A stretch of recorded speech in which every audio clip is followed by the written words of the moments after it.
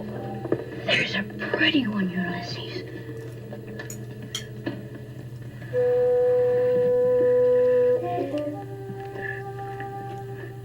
There it is.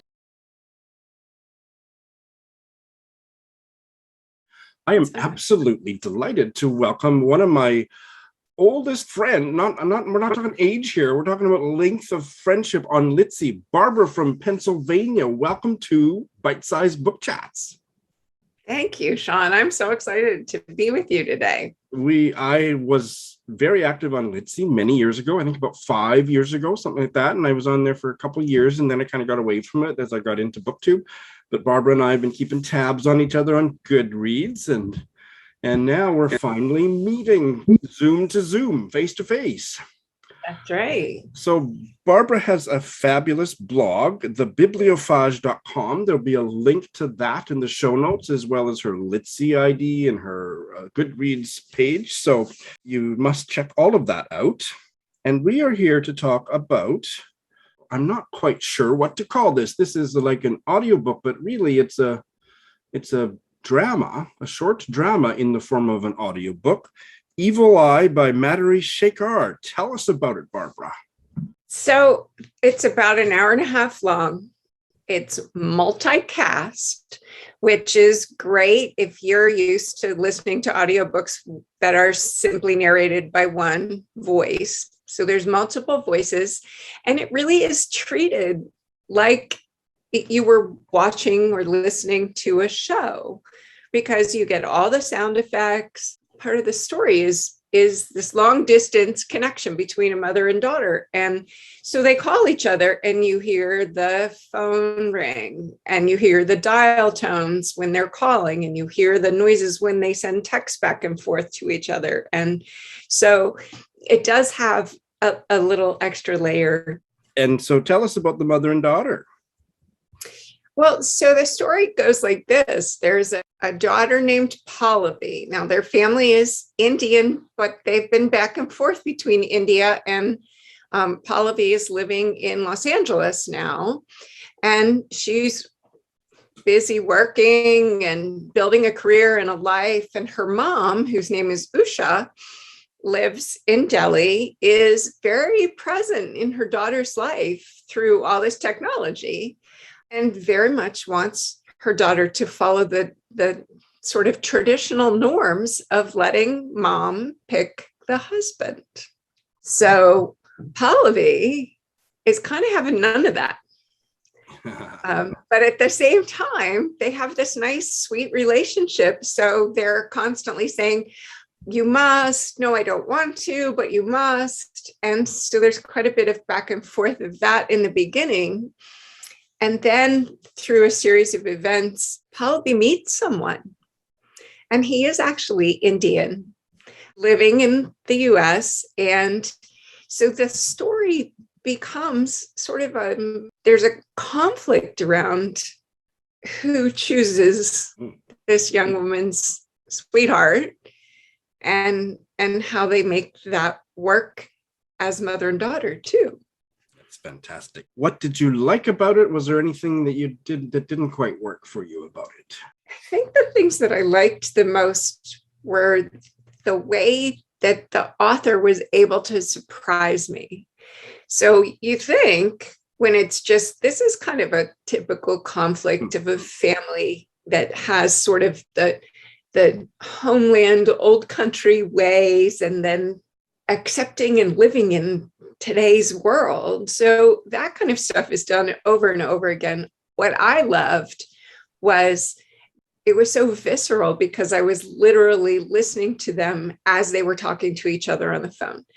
The way the narrators read the text messages, it was like they were reading, it was like I was part of their family reading each other's texts and things like that. So I felt a little more connected. But what Shekar does that's so great is she also talks about the superstitions, not just the traditions of the way that Usha thought, but some of her superstitions that are, those kinds of things go back generations. That's what she was taught from her mother and her grandmother, none of whom show up in the story. But it's really deeply rooted stuff. And yet this daughter's trying to pull away from it. And the superstitions just don't want to let go. There's some twists in there that I was absolutely not expecting. And some of them, as I picked it up because I read somebody else's review who said they were just stabbed in the heart by some of those twists. It wasn't quite that for me, but I thought it was really, really well done. Okay, very interesting. And we had a chuckle before we started the interview. You said it was so realistic that what happened when you were listening to it on occasion on your car, didn't you say? Yes, I listen to audiobooks all the time. It's not just a car thing for me, but this was so short and I had a bunch of driving to do. So most of it I listened to in the car, and I kept thinking my own phone was ringing or my own text beeps were beeping. And it just played with my head that way. Now, there's only one way people really can get access to this. Yeah, it's an Audible original. So that means that it's only available on audio at audible.com. And that kind of bums me out because not everybody chooses to listen that way. I think this deserves a much bigger audience. And you don't have to have, I think it's true everywhere around the world that you don't have to have an Audible membership. You can buy it as a one audiobook from Amazon.com or Amazon.jp or wherever you are in the world. But that also is something that there's certain people that just will not buy anything from Amazon. So maybe there's a pirated version somewhere people can find, but we won't broadcast. We don't know anything about that, and we're not going to broadcast. I haven't heard that one. But you enjoyed it. So Madhuri Shekar sounds interesting. She was born in California, grew up in India, so it sounds like the whole thing going back and forth is very autobiographical, and lived in Singapore, London, and according to her Goodreads bio, it made her first grown-up home in Los Angeles. Currently shuttles between Jersey City, LA, and Chennai. Wow. And she is a playwright. Exactly. Yeah. Exactly. So very interesting. Now, didn't I hear something that there's a little bit of kind of magical realism or something in it? We're not going to give any spoilers, but... And there is. So that's what I meant when I said the superstition gets a hold of you and it just won't quite let go. And there's some twists there, but I can't even, there's nothing more I can say without doing that's enough said for people that are hyper allergic to magical realism. This might not be for you, but it sounds like you could be so sucked into it that you would just go with it and it would just roll over you. Yeah, so I definitely want to give it a try, even though I have a fairly pronounced allergy to magical realism, but that doesn't get triggered when I'm reading when it's set in a foreign culture as much as my own culture. So exactly, because I think that makes it gives it some grounding instead of just being like inserted from the side without a whole lot of reason for it. This actually, there's some significance to that. Anything that draws from sort of the legends of a culture, is different, I think, anyways, from just, all of a sudden the author decides to throw in some nonsense. Whatever that is. Yeah. I was sold when I saw your Litsy review, and now I'm that much more deeply sold. Barbara, you are a fantastic guest. I hope you'll come back often. I would love to. I want you to be my Pennsylvania correspondent. There you go. So here for his third appearance on Bite Size Book Chats is Bill from Nairobi. Bill, welcome back. Thank you. Thank you, Sean. And we're talking about Ruth Ozeki novel, and you just are gaga over this one, which is fantastic. I still haven't read Ruth Ozeki. A Tale for the Time Being. Yes. Take it away. Awesome. So I have been wanting to read it for probably 4 years now. It's been on the it's been a while. Because I think the idea of an epistolary novel that ties in two women, different timelines, and how immediately I had the synopsis. I was like, I have to read this book. It sounds fantastic. It's meant for me. it was like a collision that was bound to happen. So when I started it, I immediately fell in love with the voice, because you meet two female characters, one a novelist called Ruth, and I think just might be the author.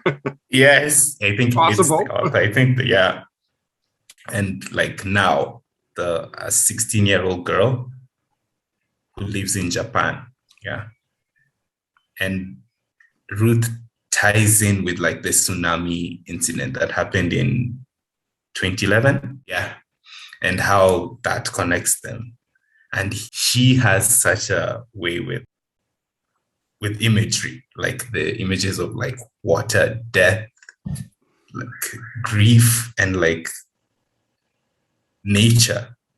The writing is so vivid. Like I close my eyes and I can hear the ocean washing through, and like vistas of Japan, and like small interactions with the characters, like Ruth and the husband, and their connection with this island, because the main character, Ruth, the main voice, lives in like a remote island in Pacific Northwest, I think. And I believe it's in Canada, but I'm not exactly sure. Yeah. Like a small Canadian island. Wow. And every neighbor knows one another. It's all very tied in, Sure. Very tight-knit community. Like they don't even come to the house. They don't even tell you they're coming. They just appear and enter the house. Sort of community. I grew up in Canada, small town, so I know exactly what you're talking about. Yeah. Yeah. You're not used to it. Yeah, I'm not. I live in the city, yeah. But I can imagine like a small remote village, everyone knows everyone's business. So even when Ruth, the character in the book, finds this lunchbox, Hello Kitty lunchbox, everyone starts asking like, oh, how are you finding the diary? What was in the lunchbox? You see, like that's sort of nitpicky, but it's not like too bad, because each of the members of the community help explore the story of the girl, the 16-year-old girl in Japan. So the Now's diary comes across in the Hello Kitty lunchbox? Yeah. Okay, so that's her first person narrative. Yeah. Okay. I live in Japan, and I was living here when the earthquake and tsunami hit. Oh, and I remember wow. all the news stories about things like motorcycles and stuff that would wash up on the shore of the Pacific coast of America or Canada. Yeah. So yeah, it's quite a powerful hook for a story.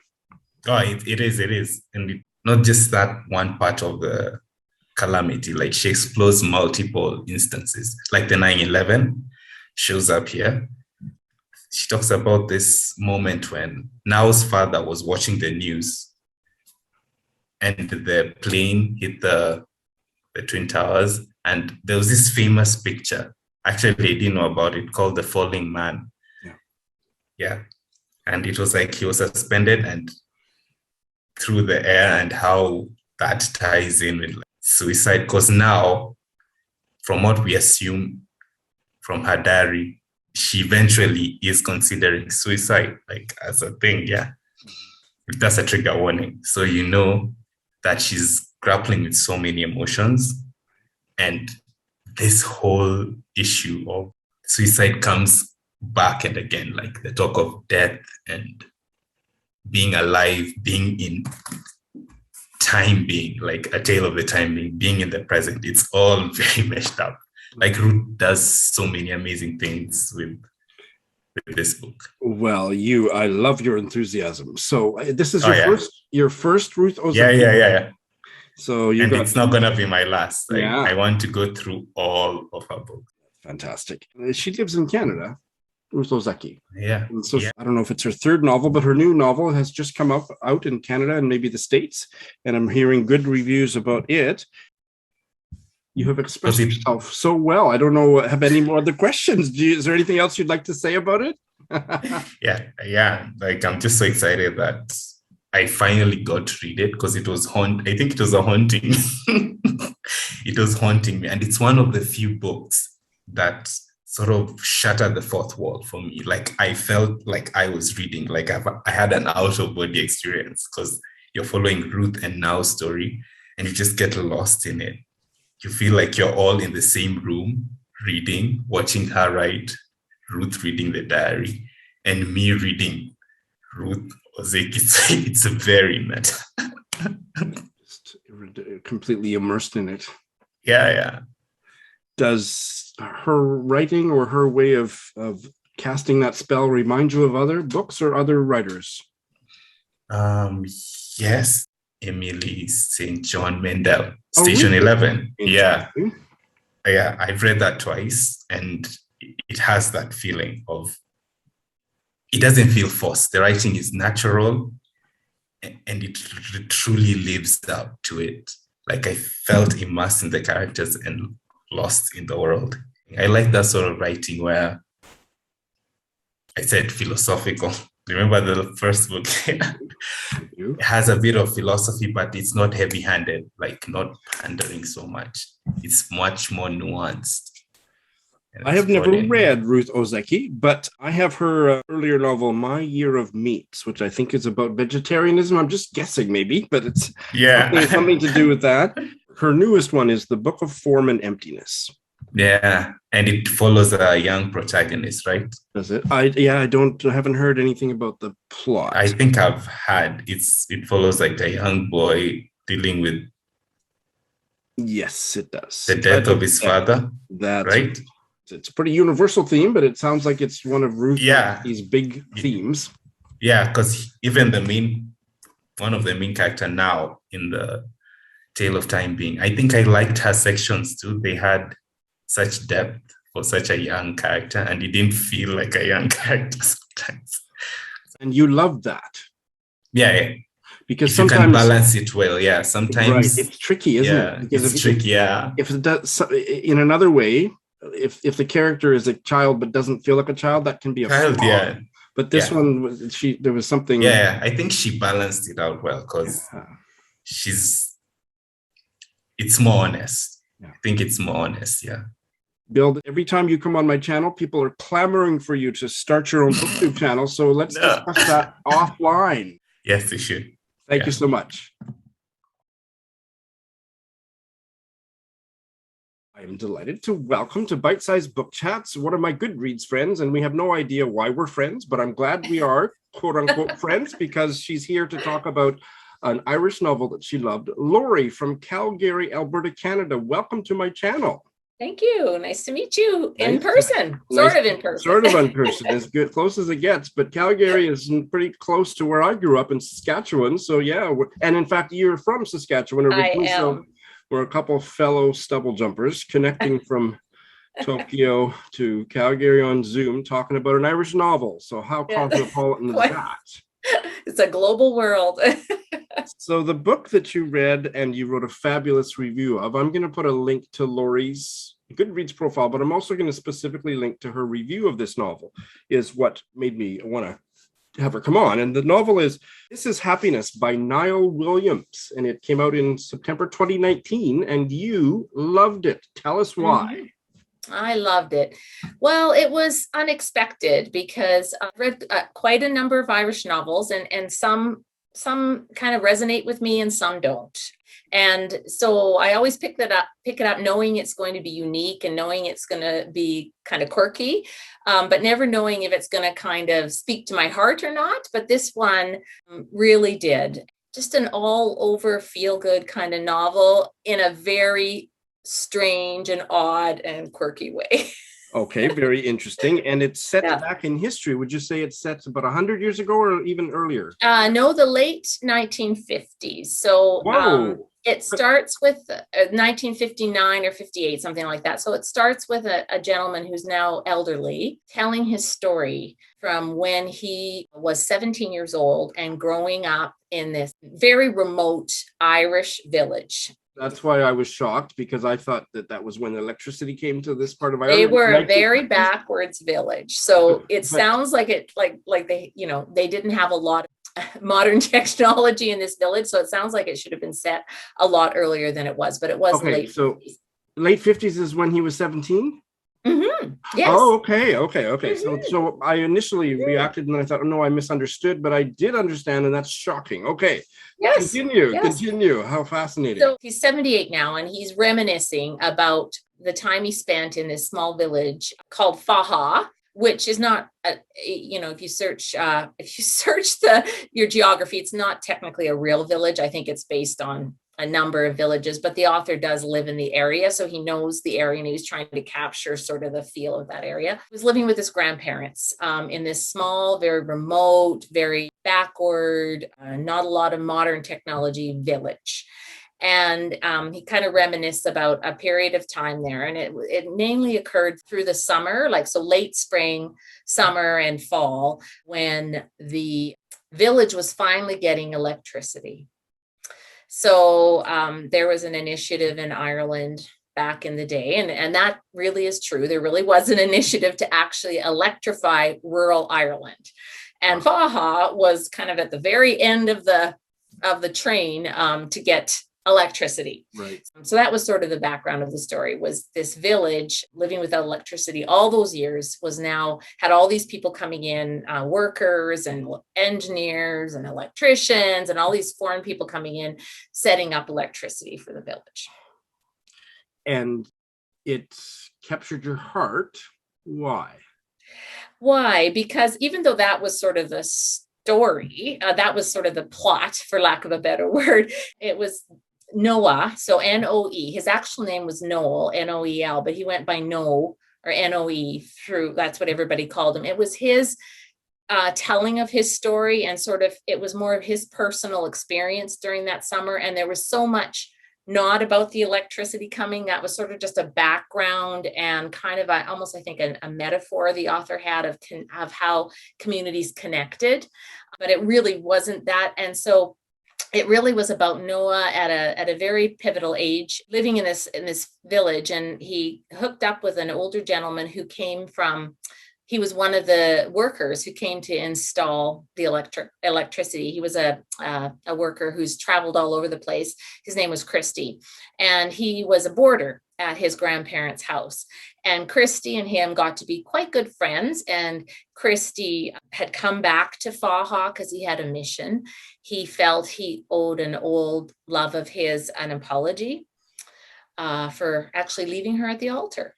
And and yet he wouldn't make any attempt to meet this woman and apologize. And so it was kind of Noah taking all his teenage angst and wrapping it up into Christy's story. Okay, well, that sounds quite. Yeah. I mean, there's a lot of readers that just won't read a book set in a small town or on a farm. Right. I'm not one of those readers, so this sounds very appealing to me. I would have probably passed over the book because I find the title is a bit of this is happiness. Mm-hmm. It's not sentimental. Is it sentimental? Yeah. No, it's not actually. It is a sentimental title, but it's actually not. Like Noah has a lot of, as a 78-year-old now looking back on his life, he had a lot of issues. Like he had no confidence in himself. He had no direction for his life. He had lost his mom at a very young age, and he had never really dealt with that. His grandparents were very set in an older time, but very loving. And so the happiness that it's talking about, it's not in your face. It just kind of, it's almost philosophical in a way. It comes out as happiness isn't this big thing to attain. It's not a sentimental journey. It's really just being in the moment and appreciating what you have then. And they don't hit you in the face with that. You just kind of absorb that as you read the book. Very interesting. Now, yes. I was really going deep into your Goodreads stuff because I saw that as you were reading it, you made a couple notes about the music. So music is important in this novel. Yes, it is. For personally, music is really important to me, and I've studied music. I'm not a musician by trade; it's just a hobby. But I've loved music all my life, and so yeah, the music. I mean, I know the electricity is supposed to be the theme, but the music is a huge theme as well, and it's part of melded with that whole feeling of this is happiness. Noel happens to play the violin, and a fiddler in Ireland is. That like the Irish reels and the Celtic dancing, we know all those things. A fiddler in Ireland is a very prominent musician there. And he's an amateur that just happens to pick it up, but just his description when he picks up his fiddle, and it took him a while to pick it up because, he was, as I said, he lacks confidence, he lacks direction, he has no, he just doesn't think he can do anything properly. He decides to pick it up and start playing it, and just how the author describes those feelings of actually picking up his fiddle and making that music.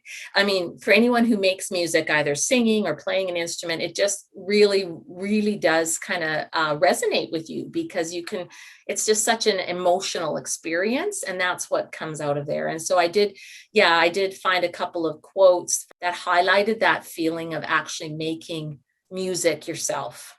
I will definitely be giving This Is Happiness a try, and I think you've sold many of you as well. So Lori, I hope you'll come back. Oh, tell us about another book later on. Happy to do that.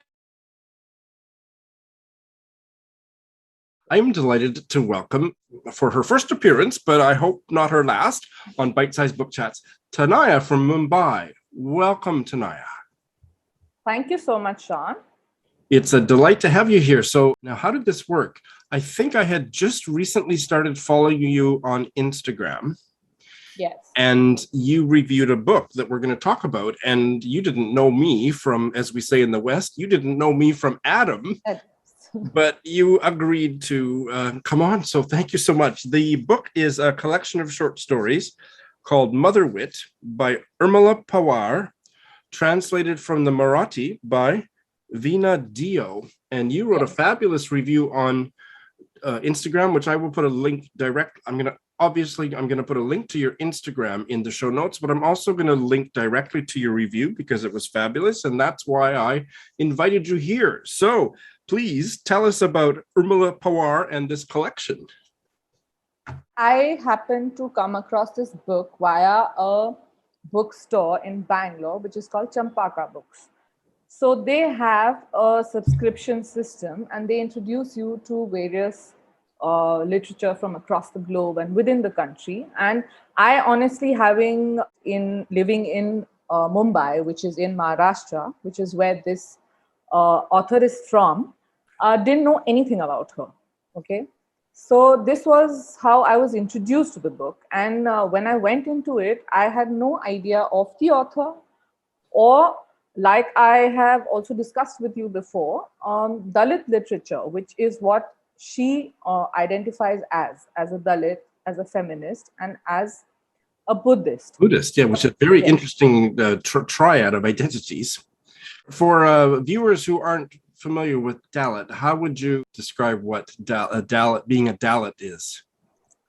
So India has a caste system within Hindus where you largely socially are divided into various castes, hierarchy of castes, and Dalits are outside of it. They are people who were considered to be doing the unclean job. So it's like a hierarchy that is created due to different jobs that you do. So, it's basis jobs that have been done, and it's a fudged system that over centuries has been created in Hinduism, and there's a power structure that has happened due to various castes. That's right. So if to give you an example from Japanese context, if you know Burakumin, who are also an outcast community, it's kind of, I wouldn't blanket it as much as that, but it's pretty similar. Analogous, very, very much so. And the politically incorrect word, the word that a lot of Westerners would grow up knowing just from watching one movie about India or something when they were 12, is untouchable, the untouchables. And that is completely politically incorrect now, but that's what we're talking about, right? Yes, yes. And so Pawar is a Dalit writer. Yeah, she's a Dalit writer, and she identifies herself as a feminist as well as a Buddhist. Now, just post-independence, a large number of Dalits under Dr. Babasaheb Ambedkar, who is the leader, as they claim to be, of the Dalit movement. He was also someone who wrote our constitution. So he, under his guidance, about 4 million, from what I can read in the introduction to this book, converted into Buddhism because they wanted to have a separate identity and they wanted to get out of this Hindu hierarchical system, which they didn't belong to, or they were, made to not belong to and were outside of it. So I think that was a way of giving them a certain identity and finding their own space and voice, So that's how she identifies herself. And of course, she's a woman author, so she's a feminist. And to me personally, this is probably one of the first few Dalit literature that I have read. It's also very complex, so I wouldn't want to comment too in depth on it because I myself am not very aware of it, honestly speaking. I still need to read a lot, know a lot about it. And the complexity also changes as you go around various regions in the country. Sure. The complexity of the very same identity changes because, as you know, India is a very complex country with various cultures, languages, all of it coming together. And we also do have common strains. Right. But that kind of adds to the complexity of this very identity. And therefore, this particular book is based in Maharashtra. All the stories are from Maharashtra, the state of Maharashtra in India, which is in the western part of the country. And therefore, she is a Marathi writer who writes in the language. So that needs to be kept in mind because it primarily also amplifies the Marathi experience or the Maharashtrian experience of this identity, as well as, and the feminist, the feminine part of it is generic. If from an Indian culture point of view, that is something that you will see commonly experienced for women across the country. But yeah. You read it in English translation. How was the writing? So the English translation is great. There's a introduction by Veena in the beginning of the book, which runs to about 20-30 odd pages. It's a brilliant introduction according to me because she has very extensively explained the history of Dalits in our society, about Dalit literature, specifics of Maharashtrian Dalit literature or literature itself, landscape. And then she goes into Urmila Pawar's writing and her entire, bibliography and stuff like that, and explains the stories as well. I should have said before, I believe the translation is from 2013. Yes.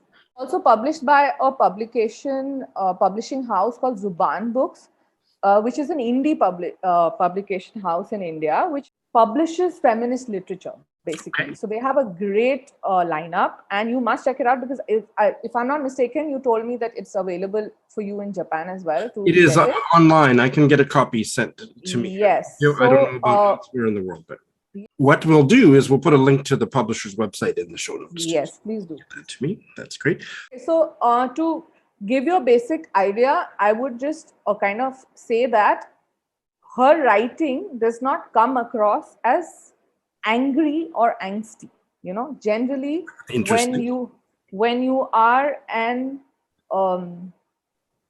the othered person in Dalit literature, that is something that what Veena also mentions in her introduction is very apparent. There's an angst, there's an anger for having been treated a certain way, for sidelined in the society, and it comes across. What happens with, I think, Urmila Pawar's writing, and which is great, is that while she talks about Dalits, she talks about, she brings in Buddhism, which is new to that particular society. And she also talks as a whole about women, so notwithstanding just their Dalit identity, because women as a whole go through a certain kind of otherness, which you can see whichever caste, class, rural, urban, her stories basically span across all of these. I think that is something that I enjoyed. And what I understand is that it's also from her lived experience. So she's someone who was brought up in a rural environment, got educated, and then moved to the city and had a government job. So she was a working woman and wrote more like a hobby than anything else. So all her stories come out of her lived experiences from environments around her. So it is way more relatable, especially as an Indian, but I think it is something that comes across very natural when you read her stories. So that is one thing about her writing. Thank you so much for telling us about this book. Thank you so much, Sean, for having me.